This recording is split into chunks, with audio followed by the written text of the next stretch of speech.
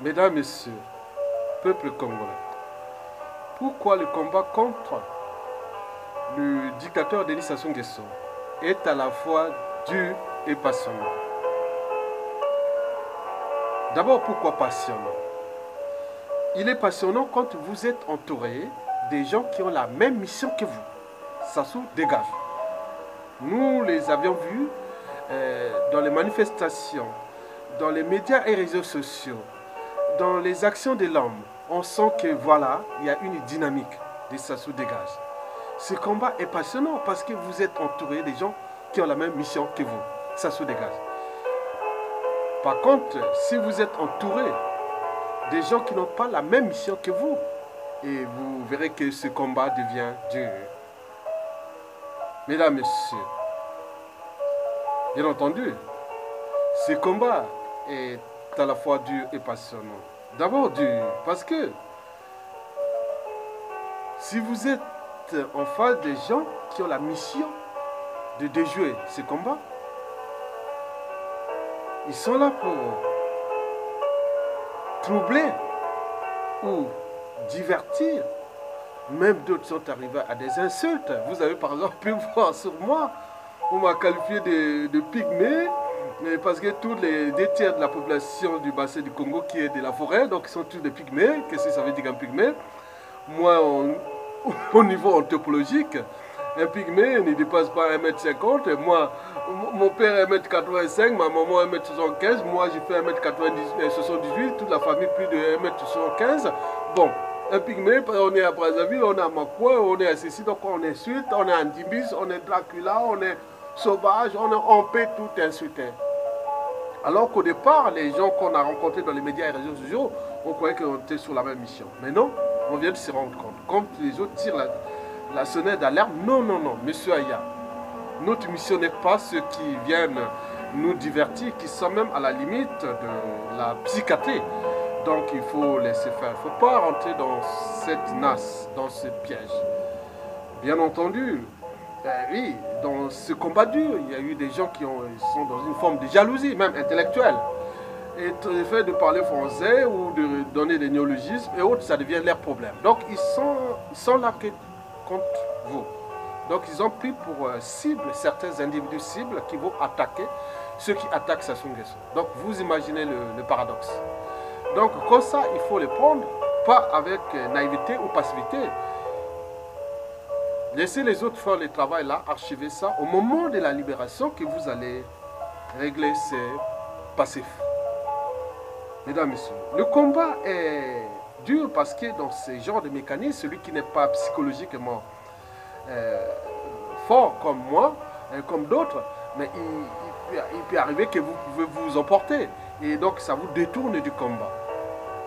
Donc d'où l'enjeu de toujours de rester dans la même dynamique avec ceux qui ont la même mission. Parce que quand on a la mission de réussir un combat, c'est qu'on met ses principes, ses valeurs, on met ses convictions en jeu pour réussir le combat. Pour nous ici, le combat, ça se dégage. Ce combat est passionnant parce que quand vous êtes entouré des gens qui vous encouragent, il suffit de voir la lecture de mes vidéos.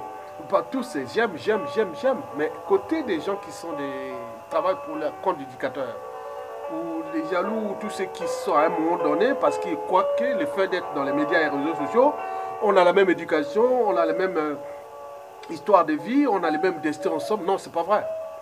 Donc il faut vraiment avoir un peu de recul et comprendre ce côté passionnant de ce combat qui, il faut le dire, qu'il y a beaucoup d'encouragement. Et c'est ça l'esprit. Mesdames, Messieurs, peuple congolais, mais savez-vous que dans un combat, il y a d'abord ceux qui commencent le combat, qui vont même jusqu'au bout. Il y a ceux qui abandonnent. Il y a ceux qui retrouvent le combat au chemin, au cours du chemin. Mais par exemple, par rapport à mon expérience sur la place de Paris, par exemple, le combat sur les terrains, déjà en 2013 jusqu'à nos jours, bon, je peux dire sur 100% que j'ai vu les visages depuis ces années-là, sur les terrains, meetings et compagnie, et médias, réseaux sociaux, sur 100%. En 2013, je pense qu'il y a près de 80% qui ont déjà abandonné. Et en même temps, j'ai vu arriver 30% de nouvelles figures, de nouveaux résistants et autres, plus dynamiques encore. Donc il y a un renouvellement. Donc si on prend 30% plus 20%, ça fait 50%. Donc on est parti de 80%, on a baissé de 50% jusqu'à nos jours, depuis 2013 à nos jours. Mais pendant les périodes présidentielles, il y a eu aussi des montées énormes des gens qui sont venus retrouver le combat. Mais dans tous les cas, la finalité est la même. Il y a toujours des gens qui vont jusqu'au bout. Parce que l'histoire de ce combat contre Sassou Nguesso est aussi des affaires, oui, c'est personnel aussi. Il y a aussi, on est entre les victimes et les bourreaux. Parce qu'il y a eu beaucoup de gens qui ont perdu des vies. Hein. Le régime de Sassou Nguesso n'est pas aménageable. Hein. Il a toujours apporté la mort, apporté les amalgames, les négationnismes, apporter toutes ces polémiques, et tous ceux qui travaillent aujourd'hui pour le compte du dictateur. Bien sûr qu'il a laissé un peuple sans éducation. On est bien d'accord. Ça se voit même par les réactions sur les médias et réseaux sociaux, et comparé à d'autres peuples plus éduqués. Donc on s'est dit que bon, il y a beaucoup de choses à faire. Donc vous devez rester dans ce sens de cette dynamique-là, du combat.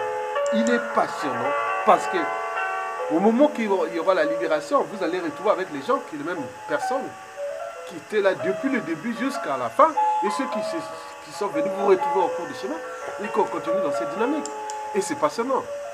Et Dieu, pour les phases précitées, déjà, ce que je vous ai parlé déjà de moi-même, j'ai eu beaucoup plus de détracteurs.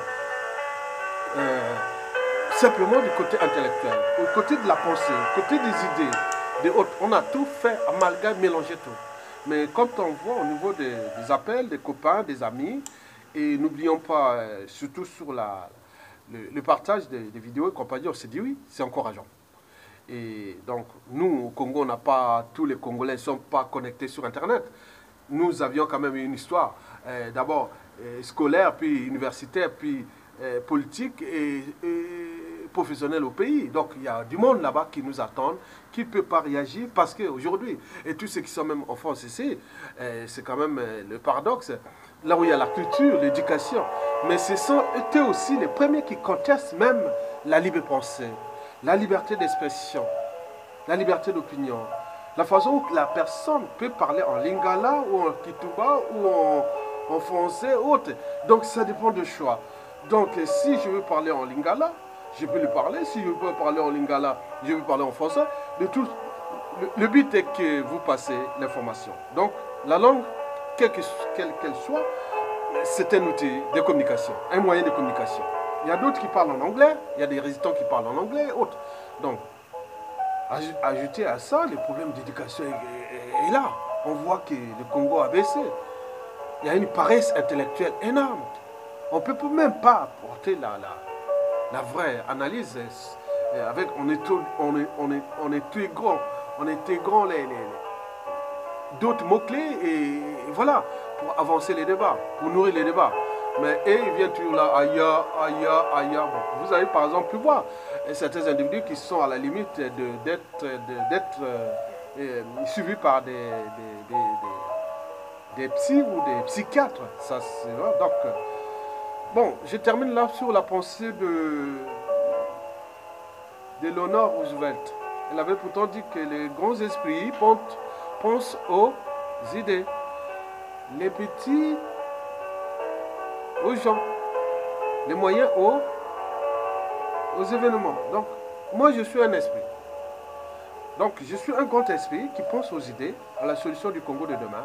En tant que citoyen, j'ai le droit et le devoir de parler de mon pays et critiquer autres, les hommes politiques et compagnie. Mais aucun individu ne peut pas venir aussi attaquer un autre individu de manière abusive, que cela puisse partir comme ça, parce que j'ai déjà des individus qui m'ont classé par association ou par tout ce qui vous connaissez. Donc d'autres disent non, ne t'emporte pas sur ça, mais on travaille sur les réseaux, et la libération ça approche, et ces cas de ces gens seront traités. Mais je vous informe que le Congo a reculé au niveau de l'éducation, au niveau de la transmission des pensées, des valeurs de justice, des libertés fondamentales et surtout du but même de la condition humaine et voire existentielle. Et c'est que quand on introduit des termes existentiels, le but de la condition humaine, et ça énerve ces gens-là, mais quels sont ces termes? Mais c'est ça. Condition humaine, vous connaissez, l'accès à l'eau potable, à l'énergie, à autres, au cas de vie et tout compagnie. Existentiel, c'est que nous avions des ressources et qu'il faut aller capter par-ci, par exemple les sources d'alimentation en eau. Ici, il y a des normes pour protéger les sources d'alimentation en eau. Ou c'est compliqué, c'est français qu'on dit, oui, mais Aya Tonga, qui parle, c'est quoi qu'il est maintenant comme un blanc et Amayele. Non, Aya Tonga, Amayele. Amayele, depuis l'école primaire. Jusqu'à nos jours. Voilà. Donc arrêtez de mélanger. Tout le monde n'est pas à venir ici à la nage ou par des situations. Mais on comprend qu'il y a une dynamique de ce combat. Donc, je reviens sur tous ceux qui sont dans l'esprit de la libération. Continuez parce que le combat est dur et passionnant pour des raisons précitées. Et au final, nous allons gagner parce que le peuple a les derniers mots et les derniers jugements. Et donc, nous faisons partie de cette composante du souverain peuple. Et donc, par conséquent, moi, j'ai les droits et devoirs, oui, envers mon pays ou mon peuple et compagnie, de critiquer, de proposer et autres. Mais qu'ils me l'empêchent. Sous quel droit? Mesdames, Messieurs. Donc, dans ce combat, on s'est fait avoir par des individus parce que, bon, vous savez que dans la résistance, ou de ceux que je vous ai précités, c'est comme dans la vie. On est toujours con ou imbécile de soi-même et même de quelqu'un d'autre. Mais, quoique, il vaut mieux être un con ou traiter de con que d'imbécile. Donc je ne serai jamais un imbécile. Ce qui s'est passé là dans les médias et réseaux sociaux par rapport à la lutte, mais je retiens parce que j'aime le son des détails. Je n'oublie jamais. Merci beaucoup. À bientôt. À la libération.